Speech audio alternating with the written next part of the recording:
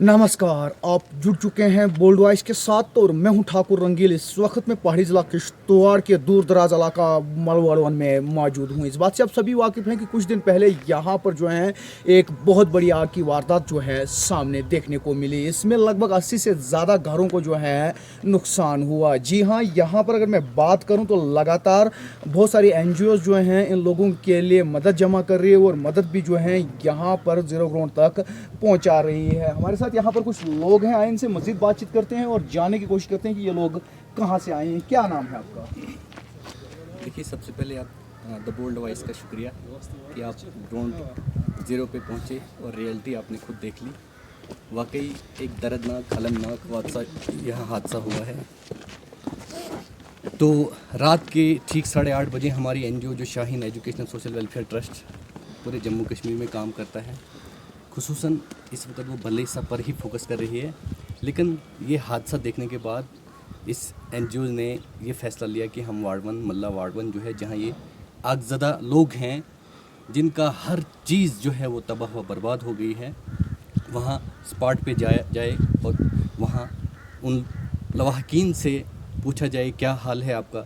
तो हम सब यहाँ पहुँचे रात के 8:30 बजे और इस वक्त हम ठीक मल्ला वार्ड 1 के वहाँ मौजूद हैं, जहाँ वो 40 से ज़ायद मकान जो हैं वो पूरी तरह से खाकस्तर हो गए हैं। मुझे लगता है कि 40 नहीं है, 40 से ज़्यादा हैं, 70-80 के करीब हैं, सब खाकस्तर हो गए हैं। और सुनने में आ रहा है कि यहाँ की जो रिवायत है वो ये है कि यहाँ बर्फ़ जो है वो बहुत ज़्यादा पड़ती है और ऐसा हो जाता है कि 6 महीने का राशन जो है वो डंप कर दिया जाता है। आपसे जानना चाहूँगा, हम शाम को भी यहाँ पर जीरो ग्राउंड पर मौजूद थे और जब हम कुछ बुजुर्ग शख्सों से बात करने की कोशिश करते हैं, उन लोगों का कहना है कि जो इसके मुस्तैद हैं, जिन लोगों का नुकसान हुआ है उन लोगों को जो है कम मदद मिल रही है और जिन लोगों को कुछ नहीं हुआ है उन लोगों को भी जो है मदद मिल रही है। तो आपको क्या लगता है कि कहीं ना कहीं जो NGOs यहाँ के लिए डोनेशन जमा करके लाती है, कम अज़ कम उन लोगों तक वो पहुँचनी चाहिए जो लोग उसके हकदार हैं? देखिए, मैंने जब भी यहाँ बात की तो हमने मुफ्ती साहब से बात की तो उन्होंने बताया कि हमने यहाँ एक कमेटी बेहतरीन तरीके से फ्रेम करी हुई है और जो भी सामान आ रहा है वो वहाँ जमा हो रहा है और जमा होने के बाद भी जो मुस्तहिकीन हैं उन तक वो पहुँच जाएगा, ऐसी बात नहीं है। लेकिन खासकर जो है पॉलिटिकल इशुएंस नहीं होनी चाहिए इस चीज़ में। NGO के अंदर जो है पॉलिटिशियन नहीं वो नहीं, NGO की बात थोड़ी है ये। NGO तो पॉलिटिशियन नहीं करती है, लेकिन जो यहाँ के एरिया है वहाँ कोई चाहता है कि मेरा ही यहाँ नाम आ जाए, दूसरा पॉलिटिशियन ये चाहता है कि मेरा ही नाम आ जाए। नहीं, जो NGO काम करती है वो बिना पॉलिटिक्स के काम करती है, वो गरीब की मदद करती है ताकि गरीब को फ़ायदा हो जाए। अब मसला ये है कि अगर इसमें जो हमारी जम्मू कश्मीर की इस वक्त जो फ्रेम हो गई, हमारी जो असेंबली फ्रेम हो गई जम्मू कश्मीर की, जिसमें चीफ मिनिस्टर ने हलफ लिया, परसों ही हलफ लिया और उसमें 7-8 काबीना के वज़ीर भी बनाए गए। देखिए, मैं आपको बताना चाहूँगा कि मेरी ये LG एडमिनिस्ट्रेशन और चीफ मिनिस्टर जो हम जम्मू कश्मीर के हैं, और ख़ासकर एक वीडियो जो होता है वो अथॉरिटी है, उसके पास इतनी अथॉरिटी है कि वो इन घरों को 15 और 20 दिन के करीब वो रिबिल्ड कर सकता है। इतनी अथॉरिटी है वीडियो के पास। अगर उसके पास नहीं है तो ACT इतना कर सकते हैं।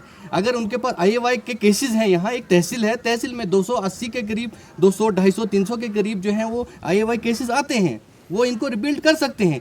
एक इनको रोज़गार भी मिल सकता है। GAPD प्लान बनता है, वो साल का लगभग 3-4 करोड़ रुपए होता है।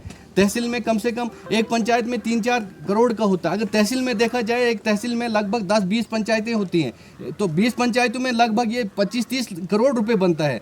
अगर गवर्नमेंट चाहे, एक BDO चाहे, एक ACT चाहे, वो इनको 10-15 दिन में रिबिल्ड कर सकता है। और GAPD प्लान के तहत अब 24-25 का प्लान तो बना है, अब जो 25-26 का बनेगा चलो वो तो बात की बात है, लेकिन जो 24-25 का प्लान है उसमें अभी मुझे लगता है इन्होंने नरेगा का काम अभी नहीं किया होगा। इनके लिए एक रोजगार भी बन सकता है। देखिए, मुझे क्लियर करने दीजिए। जो 24-25 का प्लान है, मुझे लगता है अभी तक इन्होंने नरेगा में नहीं किया होगा। अभी इनको अगर करना होता, अभी 5-6 दिन हो गए हैं लेकिन टस से मस नहीं है।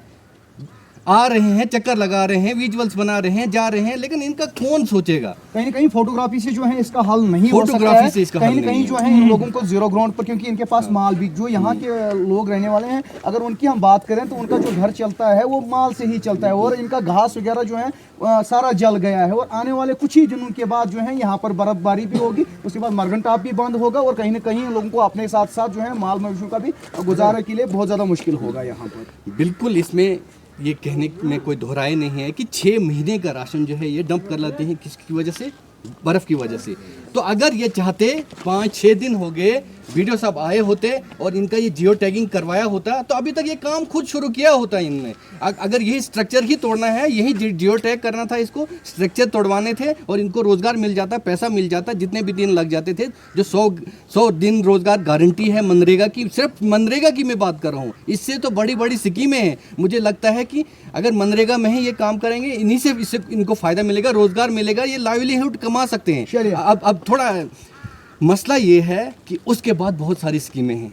आवास प्लस है, आवास प्लस उसके बाद स्टेप आता है, उसके बाद हमारे पास जो डिस्ट्रिक्ट प्लान आता है, रेड क्रॉस सोसाइटी है, उसके बाद बहुत सारी जो एमएलए फंड्स है, उसके बाद चीफ मिनिस्ट्री फंड्स है, एलजी फंड्स है, वो तो बात की बात है। लेकिन मुझे लगता है ऐसा महसूस हो रहा है कि जो पैसा एनजीओ जमा कर रहे हैं बेचारे, वो आएंगे, देंगे, इनको हेल्प करेंगे, भरपूर ताउन कर रही है एनजीओ। सलाम पेश करता हूँ मैं तमाम एनजीओ को, खासकर अबाबील को, जो बहुत अच्छा काम कर रही है। अब मसला ये है कि जो पैसा इनको मिलेगा, मुझे लगता है जिस हिसाब से यहाँ काम हो रहा है एडमिनिस्ट्रेशन के द्वारा, मुझे लगता है कि इनको सिर्फ दफ्तरों के चक्कर काटने पड़ेंगे। तो इतको नुकसान अच्छा क्या मदद गया रात और चीफ मिनिस्टर सोफी और क्या करूँ यही नहीं अगर अस क्या वुचो तेल वन गो मदद क्या क्या गो क्या टाइम बाद ये शीन आज वहीं जाए क्या आज पे अगर आज अगर ओबर कर आज शीन ये मौस पे गारंटी ये कुछ सात शीन पे अक्टूबर रतस बिल्कुल कुछ साथ आज गई ये दो आज तक अगर हम देखा जाए तो अभी तक जो है कोई इकदाम नहीं उठाए गए। आपको नहीं लगता है कि आपके पास जो है माल मवेशी भी बहुत ज़्यादा है, उनको सर्दियों में पालने के लिए आपको बहुत ज़्यादा मुश्किल होगा, और अभी तक जो है शेल्टर को बनाने का काम जो है शुरू होना चाहिए था?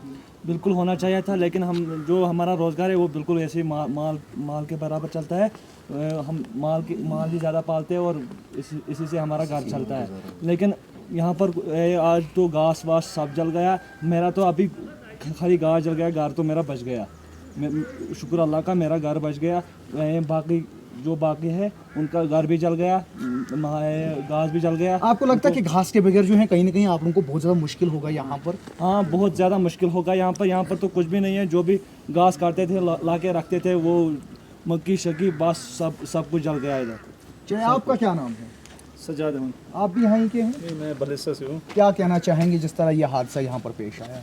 हादसा बहुत बड़ा, अच्छा पहले शुक्रिया हम आपकी चैनल करते हैं कि आप यहाँ पे पहुँचे। तो हम भी रात को ही यहाँ पहुँचे हैं, तो हमने सुना, परसों से हम सुन रहे कि इतना ये जो यहाँ पे आग की वारदात हुई, तो हमने वहाँ पे हम अपने गाँव से आए हैं, तो वहाँ पे हमने डोनेशन जमा किया गाँव में, तो वही लेके हम यहाँ आए हैं। 2-4 बंदे हम आए हैं, तो वो हमने यहाँ के जो मकामी जिनका नुकसान हुआ है तो उनको वो हमने फराहम करना है। चलिए ठीक, और आपको हम यहाँ से जो है बराह रास्त एक रिपोर्ट दिखा रहे थे और कोशिश कर रहे थे जो हकीकत है वो आप लोगों तक पहुँचाने की। कहीं ना कहीं आज इतने दिन हुए, आज तक जो है इन मकानात को बनाने के लिए जो है काम शुरू होना चाहिए था, क्योंकि आने वाले कुछ ही दिनों के अंदर यहाँ पर बर्फबारी होगी। उसके चलते जिन लोगों का नुकसान हुआ और जिन लोगों का माल मवेशी है, घास भी जो है पूरी तरह जल गया है, और अब कहीं ना कहीं उन लोगों के लिए यहाँ पर रहना बहुत ज़्यादा मुश्किल हो जाएगा। नाज़रीन, वर्ल्ड वाइज देखने और सुनने के लिए आप तमाम लोगों का बहुत बहुत शुक्रिया।